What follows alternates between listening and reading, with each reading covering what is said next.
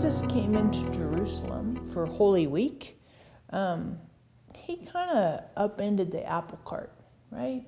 He created some turmoil to the status quo. The status quo was the Roman leaders, occupying, controlling Jerusalem.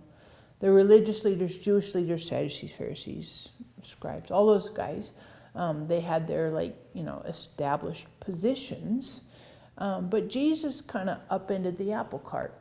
And when he came into Jerusalem on Triumphant Sunday, Hosanna, Palm Sunday, all of that, he kind of turned things upside down. Because when he walked into Jerusalem, he didn't really walk. He rode on a donkey.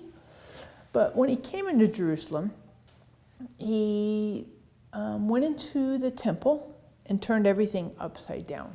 He created a boatload of turmoil. Turmoil for the status quo, for the religious leaders, for the day-to-day routine operations of what was happening in Jerusalem. And there were some struggles.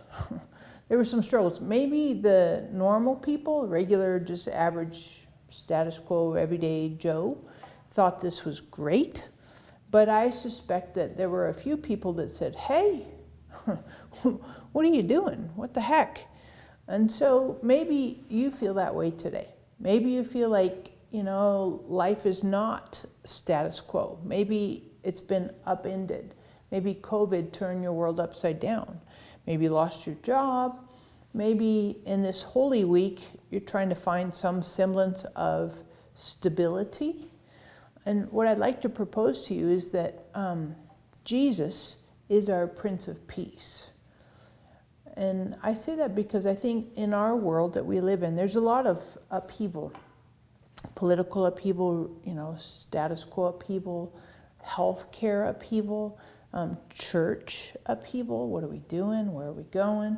I think there's just a lot of upheaval. And you might have experienced this in your financial life. You might have experienced this in your profession. You might have experienced this in your family dynamics, like some of this instability and uncertainty, unpredictability, what's going on in the future. And I get it. I think that's really something that we have to sit with and think about.